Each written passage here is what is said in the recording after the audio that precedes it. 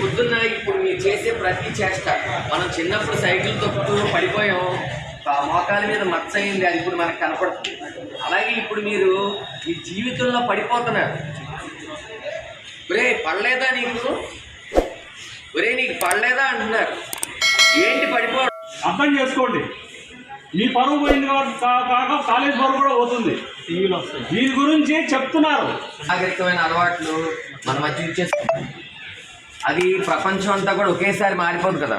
ఇప్పుడు మీరు క్లాసులో 10 మంది పిల్లలు ఉన్నారు, లేదా 30 మంది పిల్లలు ఉన్నారు. 30 మంది ఒకేసారి అందరికీ 95 మార్కులు 99 మార్కులు వచ్చేస్తే రావు కదా. క్రమేణా మారుతుంది.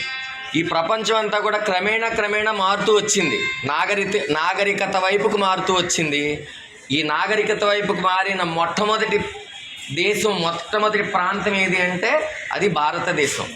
భారతదేశానికి ఒక కల్చర్ ఉంది. అనాగరికతకి కల్చర్ ఉండదు. ఒక ప్రత్యేకమైన పశువుకి మనిషికి తేడా చూపించే ఒక సంస్కృతి భారతదేశం మొట్టమొదట నేర్చుకుంది, ప్రపంచానికి నేర్పింది. ఈ ప్రపంచానికి నేర్పే క్రమంలో ప్రపంచ దేశాల్లో చాలా దేశాల్లో అనాగరికత ఉండిపోయింది. ఆ అనాగరికతకు సంబంధించిన కొన్ని సంజ్ఞలు, కొన్ని పాలు పట్టినప్పుడు తెలుసు, అమ్మ గోరుముద్దలు పెట్టినప్పుడు తెలుసు, నాన్న చేయబట్టి నడిపించినప్పుడు తెలుసు, అన్నయ్య అక్కో మనకి సైకిల్ నేర్పించినప్పుడు తెలుసు. మనకి ఇవన్నీ మనకు తెలిసిందే, కానీ కొత్తగా నేర్పుతున్నారు అన్నమాట. ఈ నోన్ పర్సన్స్ నుంచి కాకుండా ఎవరి దగ్గర నుంచో ఇది నీకు కావాలి, ఈ నోన్ పర్సన్స్ కాకుండా ఎవరికో నువ్వు ఇది ఇవ్వాలి అనే ఒక భావనని మనుషులు మీ మెదడులో నింపేసి, ఈ యొక్క అంటే మీరందరూ కూడా ఎలాంటి వాళ్ళు అంటే ల్యాండ్ మైన్ లాంటి వాళ్ళు. ల్యాండ్ మైన్ కూడా ఇప్పుడే ఈ వయసులోనే ఏమి తెలియని వయసులోనే ఆ 2 అక్షరాలు చేసి దాన్ని పనుకొట్టేసి మిమ్మల్ని నిర్వీర్యం చేసేసి మీ జీవితాల్లో తర్వాత మీరు ఏది అవ్వకుండా ఏది సాధించకుండా అంటే కానీ కూర్చోలేకపోయింది. అలాంటిది తల్లి తండ్రి లేరు, మేనత్త మేనమామ లేదు, ఎవరు లేరు, ఆత్మలాగా ఒంటరిగా ఉండేవాళ్ళు ఎలా పెరుగుతారు? మన సైనికులను, మన దేశాన్ని కంటికి రెప్పలా కాపాడే సైనికుల్లో 40 మందిని ఉగ్రవాదులు పట్టణ పెట్టుకున్నారు. అది ఎవరికి గుర్తుండదు.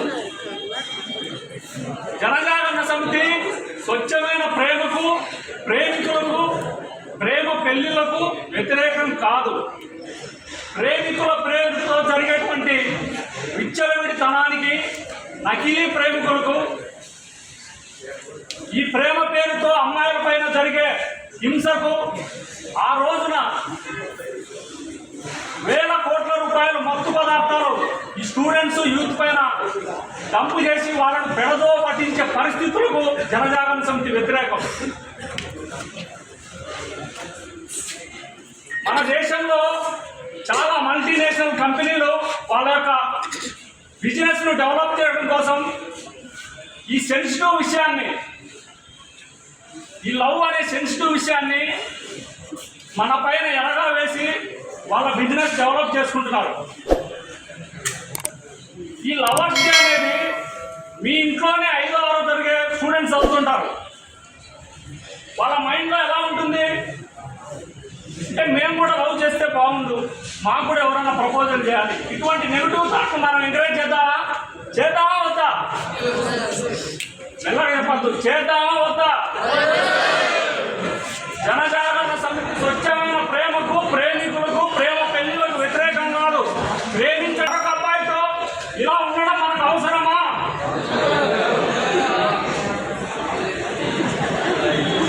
వాలంటే సెయింట్ వాలంటే అనే వ్యక్తి రోమ్ దేశానికి చెందిన దేశద్రోహి చనిపోయిన రోజు మన దేశంలో మనం లవర్స్ డే జరుపుకోవడం అవసరం. ప్రేమకు, ప్రేమికులకు, ప్రేమ పెళ్లిళ్లకు ఎప్పుడూ వ్యతిరేకం కాదు.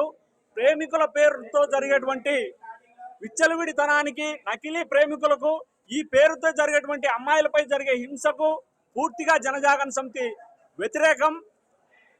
ఈ ప్రేమికుల రోజు పేరుతో భారతదేశంలో మల్టీనేషనల్ కంపెనీలు తమ వ్యాపారాన్ని డెవలప్ చేసుకోవడం కోసం ఈ విదేశీ విష సంస్కృతిని విద్యార్థి యువత పైన బలవంతంగా రుద్దుతున్నారు.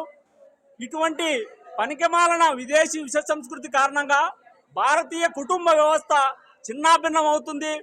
వివాహం అంటే విలువ లేకుండా పోతుంది. దేశాభివృద్ధిలో కీలకమైనటువంటి విద్యార్థి యువత స్వచ్ఛందంగా వాలంటైన్ డేను బహిష్కరించి భారతీయ సంస్కృతిని కాపాడాలని జనజాగరణ సమితి విద్యార్థి యువతకు పిలుపునిస్తుంది. పాకిస్తాన్ మన శత్రు దేశమైనా కూడా ఈ విషయంలో మన దేశం ఆదర్శంగా తీసుకోవాలి. ఎందుకంటే పాకిస్తాన్ వాలంటైన్ డేను అధికారికంగా పూర్తిగా నిషేధించింది కనుక భారత ప్రభుత్వం కూడా వాలంటైన్ డేను అధికారికంగా నిషేధించాలని జనజాగరణ సమితి డిమాండ్ చేస్తుంది.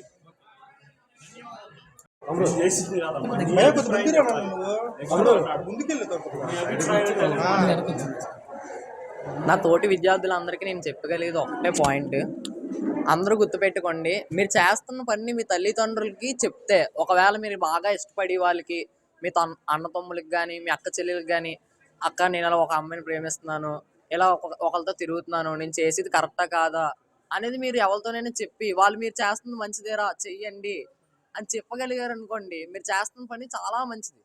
అది కాదు నువ్వు చేస్తుంది మమ్మల్ని బాధపట్టేటట్టు ఉందిరా, మా గుండెల మీద నువ్వు తొంతున్నావురా, మిమ్మల్ని పుట్టించినందుకు మాకు ఇదా చేస్తున్నారు, అలాగని మీరు మీ తల్లిదండ్రులు మీతో అన్నారంటే మీకన్నా దరిద్రులు ఇంకోళ్ళు ఉండరు. తల్లిదండ్రులు బాధ పెట్టి మీరు ఏంటి సాధించలేరు. కాబట్టి ఒకటి అర్థం చేసుకోండి, మీ తల్లిదండ్రులని హ్యాపీగా చూసుకోండి, లైఫ్లో సెటిల్ అవ్వండి. ఒక పాయింట్లో నీ లైఫ్లో నువ్వు హ్యాపీగా ఉంటావు. Black day, Feb 14th black day, it is great day. ఆ రోజు మన సోల్జర్స్ అందరికీ మనం శాల్యుటేషన్ ఇవ్వాలి. మనకి ఇప్పుడు August 15th republic independence day, January 26 republic day. అలా ఎలాగుందో మనకి February 14th అనేది ఇంక చిరకాలం బ్లాక్ డే కింద నిలిచిపోవాలి. ఆ రోజు మనం ఒక ఆర్మీ సోల్జర్స్కి మనం ఇంట్లో ఎలా గాడ్ ప్రేయర్ చేస్తామో వాళ్ళకి మనం రెస్పెక్ట్ ఇద్దాం. Thank you everyone. ప్రతి ఒక్కరు Feb 14 వ్యాలంటైన్స్ డే కాకుండా బ్లాక్ డే కింద గుర్తుపెట్టుకోండి. Thank you friends.